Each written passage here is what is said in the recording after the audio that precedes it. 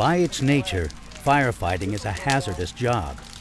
But each year, the fire service strives to reduce the high toll of line-of-duty deaths and injuries paid by firefighters, their families, and their departments. For many years, firefighters accepted the danger and hazards as part of the job.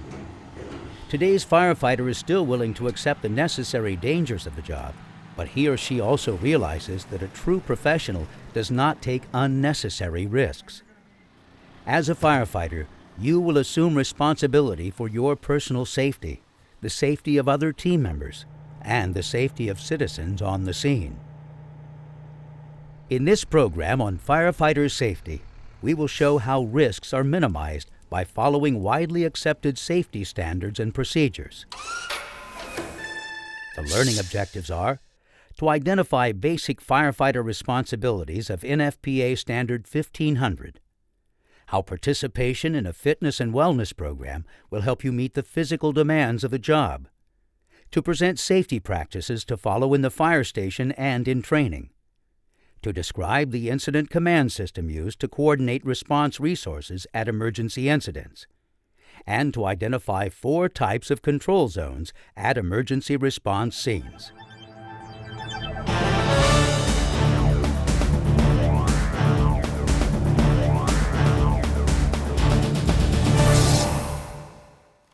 NFPA 1500, the Fire Department Occupational Safety and Health Program Standard, presents a framework for developing and updating a safety and health program.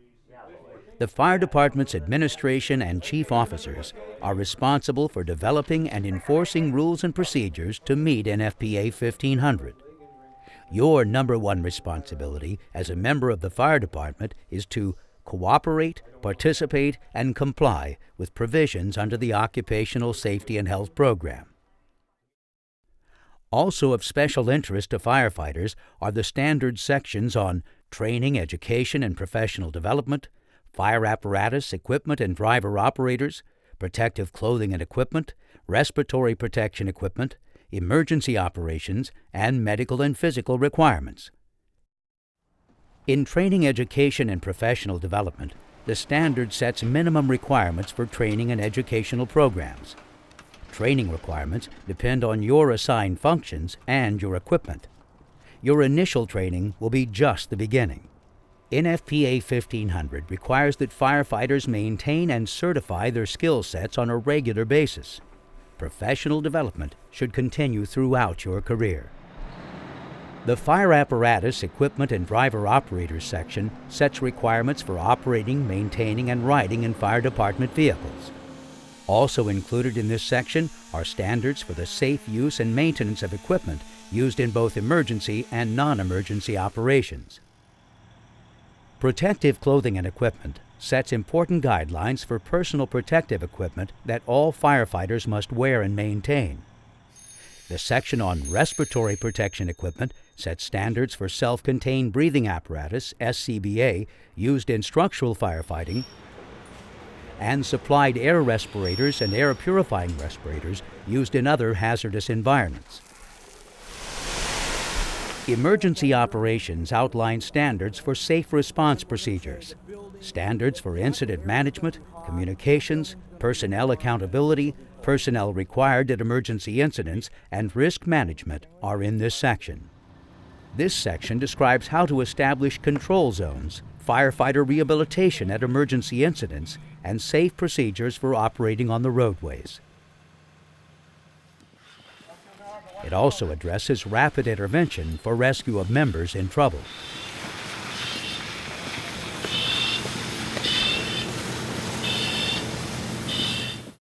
Medical and physical requirements are of special importance to firefighters because they are standards that must be undertaken on an individual basis. Being physically and medically fit is critical to your safety and health as a firefighter and a responsibility for continuous service. NFPA 1500 requires your department to evaluate your fitness for duty in emergency operations at least once a year.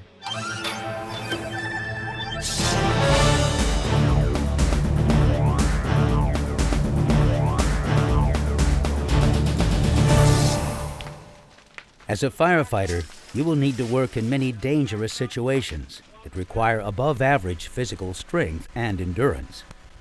Participation in your department's fitness and wellness program helps ensure that you're physically fit to complete your assignments and maximizes your performance in emergency and non-emergency situations. Fitness also plays a major role in preventing firefighter injuries and fatalities. Many departments today have established specific measurable requirements for physical abilities, as well as baseline health factors, such as weight, body fat, and blood pressure.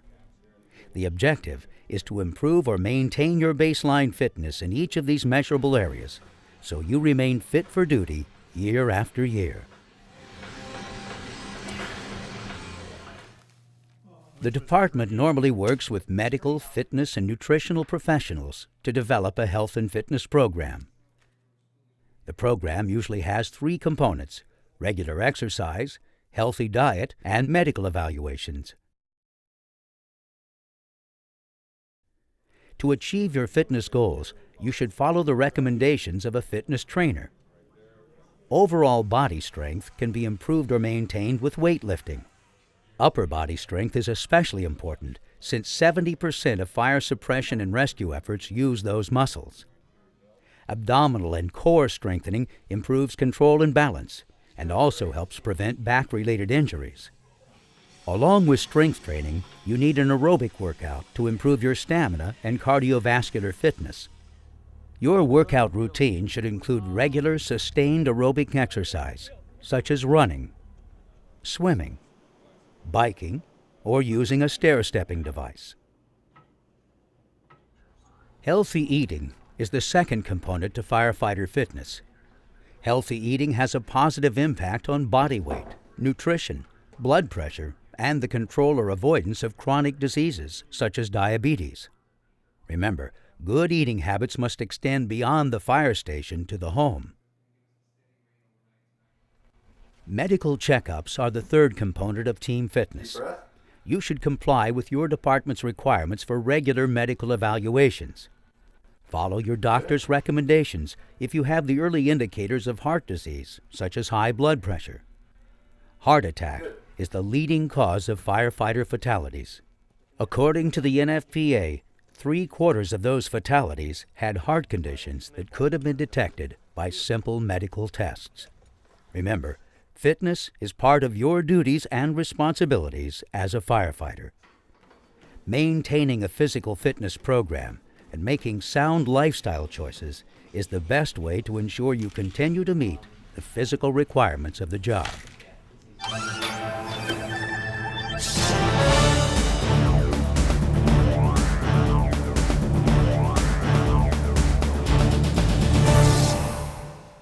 Firefighters spend most of their time either training or at the fire station, so keeping a priority on safety is important in these non-emergency settings. 2 common accidents that can result in injury at the fire station are improper lifting and slip and fall accidents. Know the correct method of lifting heavy loads and use it to avoid back strain, bruises, sprains, and even fractures. Get another firefighter to help you if you have to move a bulky or heavy object. Slip and fall accidents are often caused by slippery surfaces, by not watching your footing on stairs, or by just running too fast. Because we have to move quickly when a call comes in, it's necessary to make the path as clear as possible. Always pick up loose items and spills before they become a slip and fall hazard. Also, keep floors and stairs well lighted, free from obstructions, and dry. NFPA 1500 requires all structural firefighting personnel to train regularly. Your training should reinforce safe practices so they become automatic. Everyone participating in training that simulates actual fire scene conditions should be wearing full protective gear. If you have physical discomfort or illness, get a medical evaluation before participating in training exercises. It's better to sit out a session than to have an accident that could result in weeks of recovery. Your attitude during training should be the same as that during an actual emergency. Only serious participation is beneficial to improving the skills and readiness of yourself and your crew. Maintain in excellent condition all equipment used in training. Before each drill, all equipment and tools should be inspected to ensure their reliability.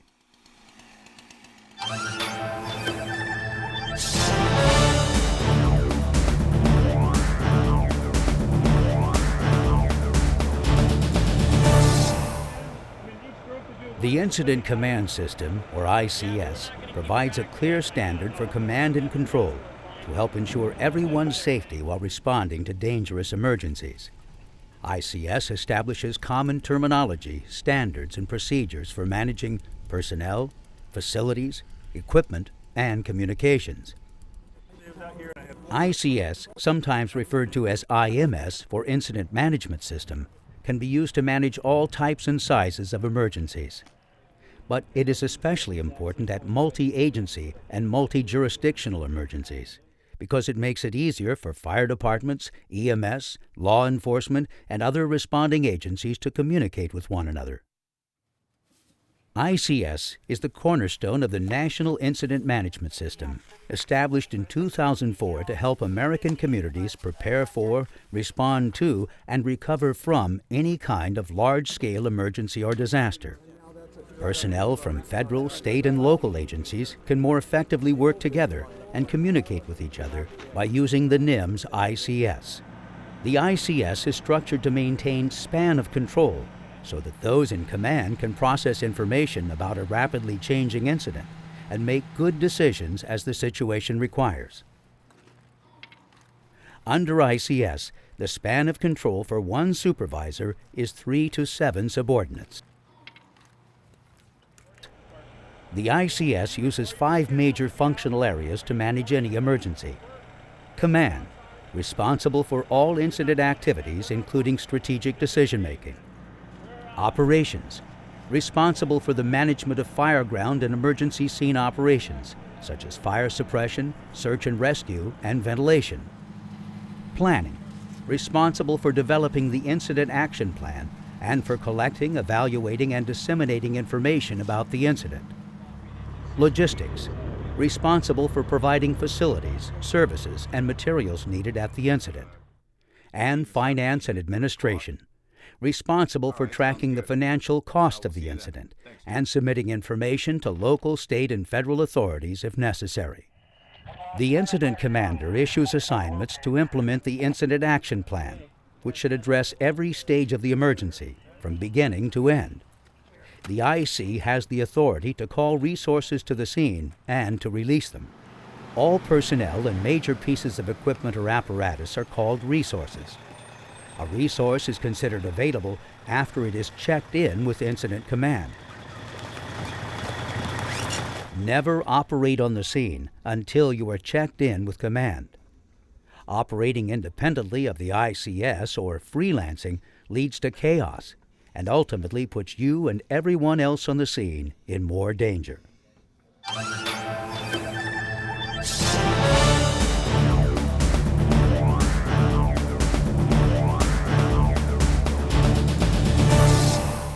Control zones are established as a way to manage the risk for personnel operating in and around dangerous emergency scenes. Zones are established according to the degree of hazard and generally spread outward from the center of the dangerous environment. NFPA 1500 describes 4 levels of control zones: the hot zone, exclusion zones, the warm zone, and the cold zone. The hot zone is the area presenting the greatest risk. Often it will be an atmosphere classified as immediately dangerous to life and health, or IDLH.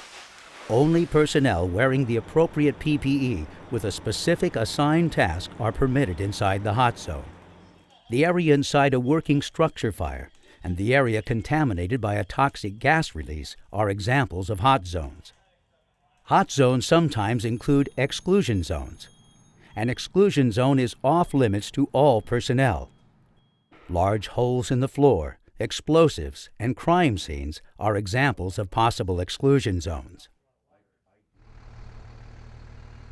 The warm zone is a limited access area where there are still significant risks, but where supporting operations such as decontamination take place.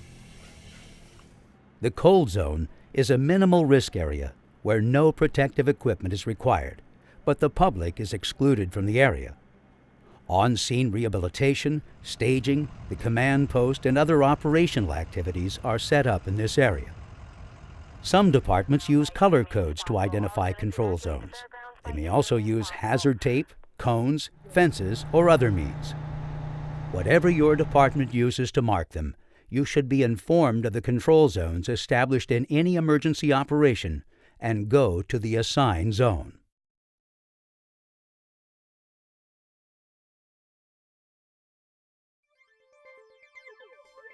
In this program, we've shown you fire service safety standards and procedures for maintaining your personal safety and your department's safety. You have seen the basic firefighter responsibilities of NFPA 1500, how your health and fitness for the job is a major factor in your safety and must be maintained with exercise and a healthy lifestyle, how to avoid accidents and injuries in the fire station and in training, how the Incident Command System sets standard procedures for command and control of all responding agencies needed at any emergency, and how control zones identify the level of risk as you move about the areas in and around the emergency incident, and what level of PPE is appropriate. NFPA 1500 provides an excellent framework for a safety and health program for all departments, regardless of size, budget, or location. But remember, the best safety standard in the world is only as effective as the individual practicing it. Safety is not just luck, it is a choice. At the end of the day, your decision to make safety your first priority increases the chances that everyone goes home.